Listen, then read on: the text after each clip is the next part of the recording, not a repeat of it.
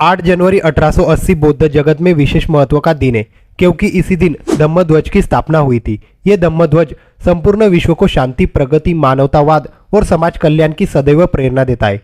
इस धम्म ध्वज में 5 रंग होते हैं जिनका अपना अर्थ और भाव है।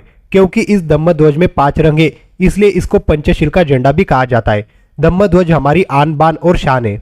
जय भीम दोस्तों, आज हम इस वीडियो में बात करेंगे धम्म ध्वज दिन के बारे में। सबसे पहले हम जानेंगे धम्म ध्वज दिन क्यों मनाया जाता है, फिर हम जानेंगे धम्म ध्वज के रंगों का अर्थ क्या है। पंचशील बौद्ध धम्म ध्वज दिवस 8 जनवरी। धम्म प्रचार और प्रसार के लिए संपूर्ण विश्व में बुद्धों का एक ही प्रतीक होना चाहिए। इस विचार को श्रीलंका के अनागरिक देवमित्त धम्मपाल, महास्तवीर गुणानंद, सुमंगल, बुद्ध विद्वान जी आर डी सिल्वा तथा हेनरी स्टील ऑलकॉट, सेवानिवृत्त अमेरिकी सेना कर्नल जिन्होंने 1880 में बौद्ध धम्म स्वीकार किया और बौद्ध पुनरुत्थानवादी आंदोलन में शामिल हुए और बौद्ध शिक्षा के प्रसार का बीड़ा उठाया। उन्होंने श्रीलंका में लगभग 400 बौद्ध स्कूलों और कॉलेजों की स्थापना की शुरुआत की, जिसके प्रयास से आनंदा, नालंदा, महिंद्रा और धर्मराज अग्रणी स्मारकों के रूप में खड़े हो सके। आदि ने मिलकर मई 1885 में बौद्ध कोलंबो समिति की स्थापना की। इस समिति ने संयुक्त रूप से 5 रंगों नीला, पीला, लाल, सफेद तथा केसरी के खड़े और आड़े पट्टों में विश्व बौद्ध ध्वज का निर्माण किया और उसके बाद समिति के सचिव द्वारा सार्वजनिक रूप से फहराने के लिए कोलंबो समिति ने 17 मई 1885 को अपनी मंजूरी दे दी। इस तरह डिजाइन किए गए बौद्ध धम्म ध्वज को 28 मई 1885 वैशाख पूर्णिमा के दिन पहली बार फहराया गया था। ऑलकॉट के एक सुझाव पर इस झंडे में राष्ट्रीय झंडे के सामान्य आकार में संशोधित किया गया, जिसका माप खड़ा 50 सेंटीमीटर तथा आड़ा 70 सेंटीमीटर है। इस संशोधित झंडे को भी 1886 में वैशाख पूर्णिमा के दिन ही फहराया गया। आज भी इसका आकार अपरिवर्तित है और दुनिया भर के सभी परंपराओं और बौद्ध धम्म स्कूलों के द्वारा प्रयोग किया जाता है। प्रोफेसर जीपी मलाला सेकरा ने इस बौद्ध विश्व का ध्वज बनाने में महत्वपूर्ण भूमिका निभाई थी।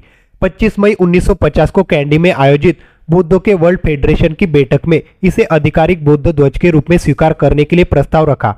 1952 में 8 जनवरी के दिन विश्व बौद्ध कांग्रेस द्वारा इसे अंतर्राष्ट्रीय बौद्ध ध्वज के रूप में स्वीकार कर लिया गया। माना जाता है कि तथागत गौतम बुद्ध की काया से प्रस्फुटित होने वाले रंगों की आभा के अनुरूप इस झंडे में रंगों का समावेश किया गया है। इस बौद्ध धम्म ध्वज की क्षैतिज पट्टियां विश्व जीवों की प्रजातियों में सद्भाव तथा खड़ी पट्टियां अनंत विश्व शांति का प्रतिनिधित्व करती है। इसके रंग बुद्धत्व और धर्म की पूर्णता का प्रतीक है। नीला रंग बुद्ध के बालों से निकलने वाला प्रकाश सभी प्राणियों के लिए सार्वभौमिक करुणा की भावना का प्रतीक है। पीला रंग बुद्ध की काया से निकलने वाला प्रकाश मध्यम मार्ग जो चरम सीमाओं से बचाता और संतुलित तथा मुक्ति लाता का प्रतीक है। लाल रंग बुद्ध के मांस से निकलने वाला प्रकाश आशीर्वाद जो बुद्ध की शिक्षाओं का अभ्यास लाता है का प्रतीक है। सफेद रंग बुद्ध के हड्डियों और दांतों से निकलने वाला प्रकाश बुद्ध की शिक्षाओं और मुक्ति प्राप्ति की पवित्रता का प्रतीक है। नारंगी रंग बुद्ध की हथेलियों, एड़ियों और होठों से निकलने वाला प्रकाश बुद्ध की शिक्षाओं की स्थिर प्रतिज्ञा का प्रतीक करता है। संयोजन रंग उड़ान पर बुद्ध की शिक्षाओं की सार्वभौमिकता का प्रतीक है। इस प्रकार संपूर्ण झंडा जाति, राष्ट्रीयता, विभाजन या रंग की परवाह किए बिना सभी संवेदनशील प्राणी बुद्धत्व की क्षमता के अधिकारी है का प्रतिनिधित्व करता है। इन 5 रंगों की अत्यधिक आधुनिक समकालीन परिभाषा निम्न प्रकार दी जाती है। नीला रंग बौद्ध धर्म में प्यार, दया और शांति का प्रतीक। पीला रंग मध्यम मार्ग जो कि रूप और खालीपन के पूर्ण अभाव का प्रतीक। लाल रंग उपलब्धि, ज्ञान, सदाचार, भाग्य और गौरव का प्रतीक।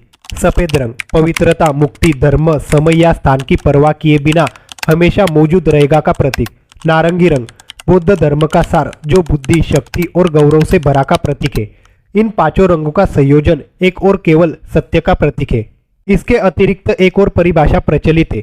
नीला रंग शांति और प्रेम का प्रतीक। पीला रंग तेज और उत्साह का प्रतीक। लाल रंग शौर्य और साहस का प्रतीक।